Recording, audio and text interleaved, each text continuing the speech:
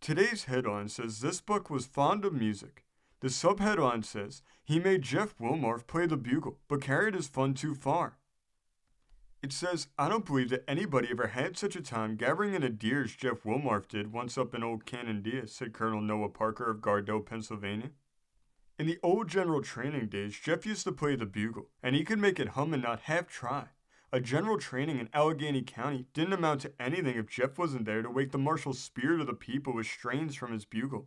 And at the big dance that always wound up the festivities, Jeff and his bugle had to be present as well, or the music wouldn't be complete. One time, Jeff had done his duty with his bugle all day and all night at a general training in the closing up dance and started for home early in the morning, footing it for the woods. There were plenty of deer in old Canandaigua then, but Jeff wasn't any hunter. As he trudged along, he thought he would make things seem less lonesome, and so he struck up a tune on his bugle.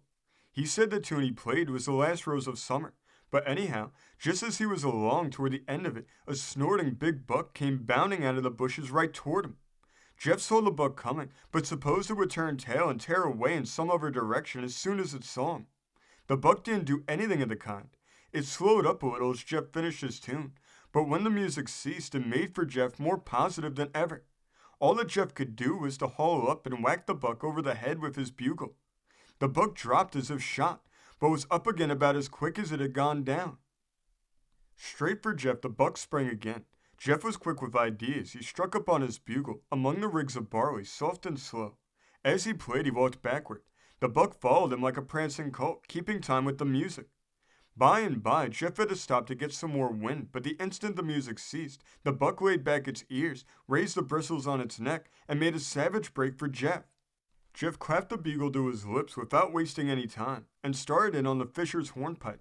That's a mighty lively tune, and the buck put off his warlike front and looked pleased again, while he skipped and danced, Jeff said, to beat a tipsy raftsman.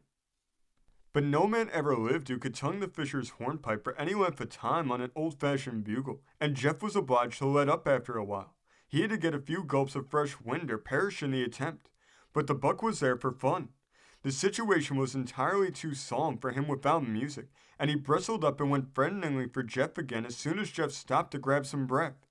Then Jeff blew away again, and this time selected that good old Methodist standby, plunged in the gulf of dark despair.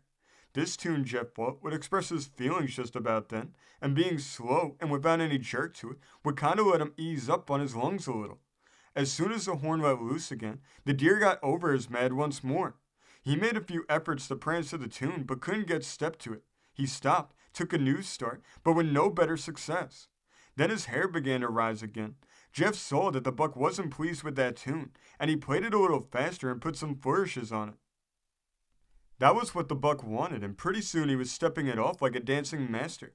All this time, Jeff had been walking backward pretty fast, and had traveled something like 2 miles. Half a mile further on was his house. He thought that if he could hold out that long, he would show that unreasonable buck a trick or two himself. It wasn't any easier to play plunged in a gulf of dark despair in jig time than it would have been to swing his wind on the Devil's Dream or Money Musk. So Jeff made up his mind that he could gradually slow down on the tune and get back to its proper motion without the buck, who was now all taken up with himself and his steps, noticing the change. Jeff did so, but the buck had too good an ear for music and too lively a heel for dancing to be fooled in that way. When Jeff got back to the proper level it plunged in a gulf, the buck came to a sudden standstill. He looked at Jeff as if he couldn't believe his ears. Then his dander rose worse than ever, and he went for Jeff with a hump and a snort. This charge of the buck scared plunged in a gulf all out of Jeff, and before he knew it he was filling those woods with the devil among the tailors, as loud and as lively as that old bugle ever made it bellow at a general training dance. It hit the buck just right, and he more than waltzed around and enjoyed it. At last the funny procession came right out onto Jeff's clearing. Jeff danced the fascinated buck plumb into his barn, and just had strength enough left to close the door. Then he wilted like a frosted tomato plant. He declared to his dying day that he didn't get all his wind back for 2 days. When he did get it back, he went and put a rifle ball through the buck and was revenged. This story came from the great state of New York, being reported in the New York Sun of October 21st, 1894. Thank you for joining us today. If you want to continue to uncover all of America's lost and forgotten history, Now remember before you leave to hit the subscribe button, hit the notification bell, and remember to like and comment below. And we will see you next time on Americana Archives.